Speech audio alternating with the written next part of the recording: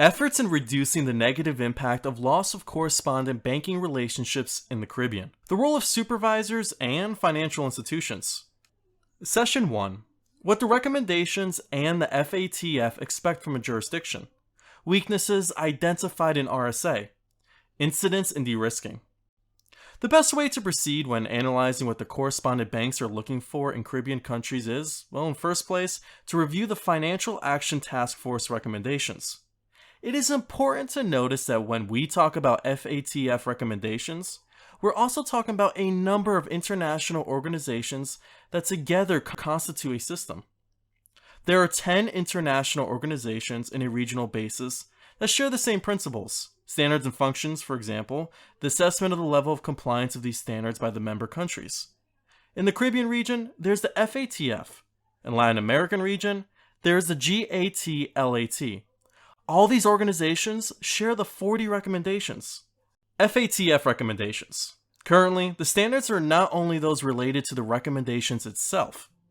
They also set out a comprehensive and consistent framework of measures that countries should implement in order to combat MLFT. The framework of measures, as applicable to financial institutions, is applied to identify the MLFT risks, to apply preventative measures, to enhance the transparency and availability of beneficial ownership information of customers, and to facilitate international cooperation. FATF recommendations. But what do the FATF standards look for? We must know that the true components of the methodologies of the mutual evaluations established by the FATF and the regional bodies. Nowadays, with the modification of the 4th recommendations in 2012 and the change of the methodology of mutual evaluations in 2013, there are two main components of the international standards. The first one, which is the traditional one, is the recommendation considered as a set of rules for the technical compliance. And the other component is the effectiveness. As mentioned, the standards in 2013 modified the standards for the evaluation procedures and included the effectiveness assessment. Nowadays, we have a good resource of technical compliance and must be complemented by a good result in terms of effectiveness to have a good report. The indicators to assess effectiveness in 2013 has been developed as a standard to follow. We'll see what the correspondent bank sees when they assess a jurisdiction's risk level by looking at the technical part as well as the implementation of the standards and recommendations. Technical compliance. About this topic, let's see what the technical compliance expect from countries. It refers to the legal framework and other enforceable means that countries must follow and the existent powers and procedures of the authorities.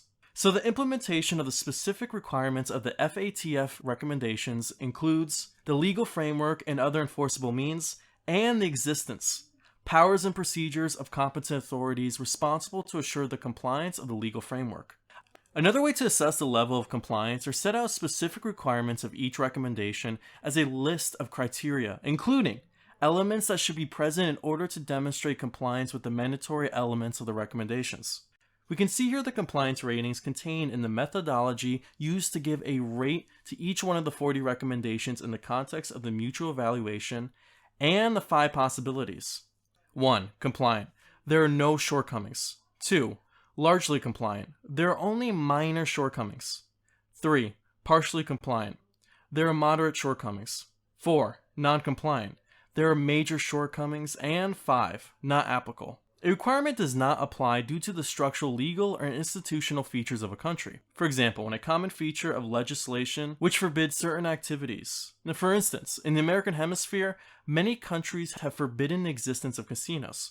In those cases, the recommendations applicable to casinos are not applicable. In general, the 4th ratings are valid to apply the recommendations. The level of ratings has an effect in the follow-up process in which a country is included by the regional body and also has its consequences in the possible inclusion in a fact list. Weighting. Recommendations do not all have equal importance, and supervisors should consider the relative importance of the criteria in the context of the country, importance of the Caribbean context. So what is effectiveness? It seeks to assess the extent to which the legal and institutional framework is preceding the expected results. It allows to identify the extent to which a national or institutional AML-CFT system is achieving the objectives of the FATF standards. The FATF assessment of the effectiveness is focused on the achievement of 3 intermediate outcomes and 11 immediate outcomes. We can say now that these 11 immediate outcomes are the standards for effectiveness. It wasn't the main goal of FATF and the regional bodies to include the methodology, but during the process of implementation of the current general evaluations, these 11 outcomes have been developed as the real standards expected to follow by the countries. Here we can see the immediate outcomes are. The first one is a national risk assessment and coordination. Nowadays, the whole FATF system is based on risk. That is very important due to money laundering crime typification. So immediate outcome 1 is about national risk assessment, comprehension and understanding of risk by the countries and competent authorities. Immediate outcomes 2 is about the international cooperation. The third one is about supervision not only by the financial institutions, but by the DNF BPs. The fourth is about the effectiveness of the reporting parties. The fifth is about the transparency and beneficial ownership of the legal person structures. The 6 is about artificial intelligence. The 7, effectiveness of persecution of money laundering offenses. 8, about confiscation. 9 and 10, about terrorist financing and freezing of assets coming from terrorist financing. And finally, 11, about freezing of assets of proliferation. And what about the supervision point of view in terms of technical compliance? Recommendation 26 has 2 main aspects. The first one is about regulation and supervision of financial institutions, and there are 2 situations. The first one is about the core principles of financial institutions, like bank insurance, and securities, which those principles should be required to be licensed. And all the other financial institutions can be licensed or registered. It is important to consider that countries should not approve the establishment or continued operation of shell banks. The second part is about the legal measures competent authorities must take to prevent criminals or their associates from holding or being the beneficial owner of a significant or controlling interest, or holding a management function in a financial institution. Supervision, risk-based approach to supervision and monitoring. Financial institutions should be subject to regulation and supervision in the case of core principles institutions, and for all other financial institutions can be subject to regulation and supervision or monitoring. The difference between supervision and monitoring is very small. I recommend you to read the best practices document issued by FATF on March 2021 about those matters.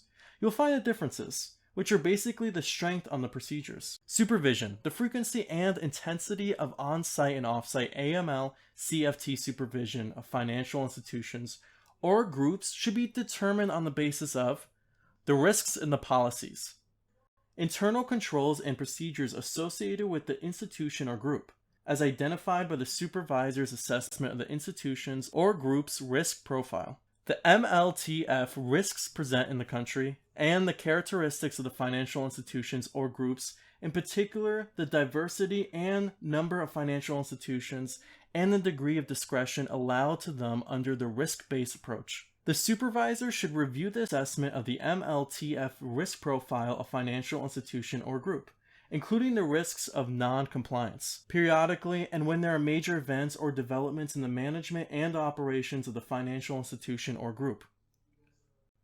Recommendation 27 is about powers of financial supervisors. Supervisors should have powers to supervise or monitor and ensure compliance by financial institutions with AML-CFT requirements.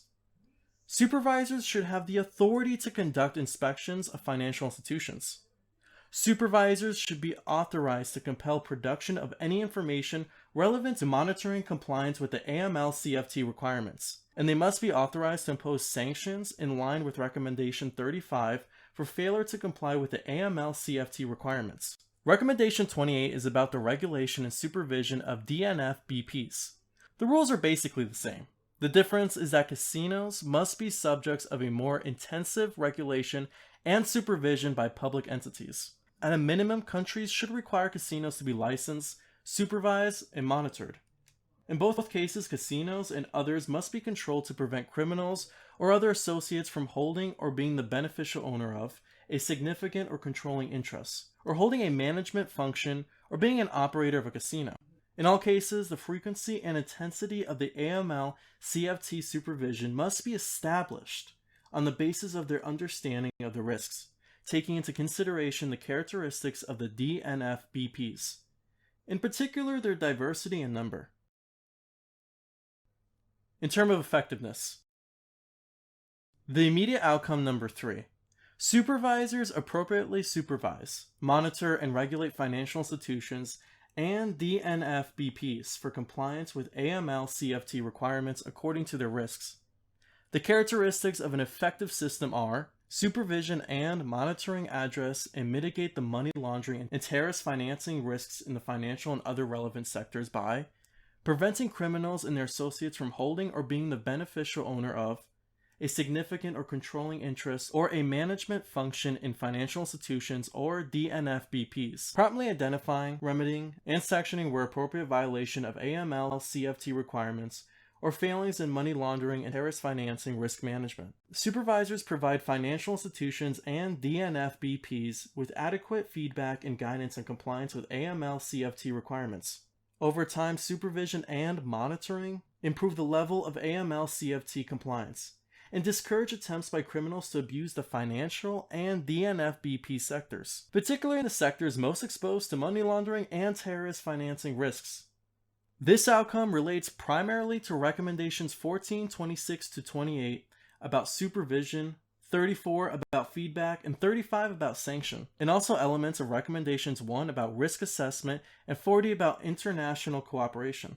Now, let's see the weaknesses identified in Caribbean regulation and supervision authorities. The consulting team in charge of the design of the training program has investigated about the Caribbean context. To this effect, and as first step, all available official sources about Caribbean de-risking were consulted. In addition, in order to know the own vision of the staff responsible for enforcing and complying with the AML-CFT legal and regulatory framework of the entities, the consulting team, in collaboration with the ASBA, performed a survey on the involved Caribbean RSA. What was the information gathered from the survey? Information related to effectiveness of the system, quantity of human resources allocated, need for training of the staff, inspections and sanctions, and the control, detection, and response for events of de-risking carrying out by the competent authorities. After analyzing all the gathered information, the consulting team concluded that there are 2 sets of countries. The first one is composed by those countries that have received a mutual evaluation as a part of the 4th round of mutual evaluation, and those that have undergone a satisfactory follow-up biannual report of the 3rd round, demonstrated having significant advances in their AML-CFT systems, in comparison with other countries. So the first set of countries has been designed as advanced countries, or AC. The other set of countries are the ones who haven't received yet the evaluation process and haven't demonstrated significant progress for the follow-up reports of the 3rd round. These countries still have some weaknesses in AML-CFT matters, mainly with regard to the effectiveness categorized as less advanced countries, or LAC. About the weaknesses identified during this work. The first one was the lack of specialized training for the RSA staff, only less advanced countries. According to the ASBA, the supervisor must have sufficient human resources with the necessary expertise to carry out their duties and the required abilities in the prevention of money laundering and terrorist financing. And the main difficulties of the less advanced countries are the inexistence of the supervision matrix or similar method to perform inspections with a risk-based approach, and non-detection of vulnerabilities in the AML-CFT systems of the supervised financial institutions. The referred difficulties are caused by lack of staff training, and for this reason, the training program includes tools to overcome those difficulties. The second weaknesses: insufficient quantity of human resources allocated. This applies to the authorities of advanced and less advanced countries. According to the FATF Interpretive Note to Recommendation 26, countries should ensure that financial supervisors have adequate financial, human, and technical resources. However, it was detected that all RSA of the projects have difficulties in compliance with the standards. Most of the surveyed entities admitted the lack of AML-CFT human resources, being this topic a big concern for them. So they demonstrated lack of efficiency in applying a RBA. The third weakness is the lack of proper infrastructure to conduct tasks efficiently. The supervisory process requires the use of appropriate technological tools to perform an effective analysis of information. According to Best Financial Regulatory and Supervisory Practices on AML-CFT 2014, issued by ASBA, most of the surveyed entities pointed out the absence of centralized database of clients' beneficial ownerships and of information exchange mechanisms. intra and extra-regional. This problem directly affects the ability of authorities for supervision and control of national entities. The last one is the lack of supervision of the supervised institutions. This only applies to the less advanced countries. Low quantity of sanctions recommendations to the supervised institutions. This applies to all authorities. According to the methodology for assessing technical compliance with the FATF recommendations, supervision and monitoring must address and mitigate the financial risk in other relevant sectors by promptly identify and sanction where appropriate violations of AML requirements. Unfortunately, there were detected insufficiencies related to the quantity of inspections performed by authorities RSA from LAC, and to the quantity of sanctions recommendations applied to the supervised institutions by RSA from AC and LAC. Now we have what are the incidents of the identified weaknesses in de-risking situation. General incidents of the identified weaknesses in the Caribbean de-risking. Weaknesses identified in RSA are perceived by correspondent banks. This perception causes a bad impression of the Caribbean regulators, supervisors in relation to AML CFT controls applied to local financial institutions, contributing to the losing of Caribbean correspondent relationships.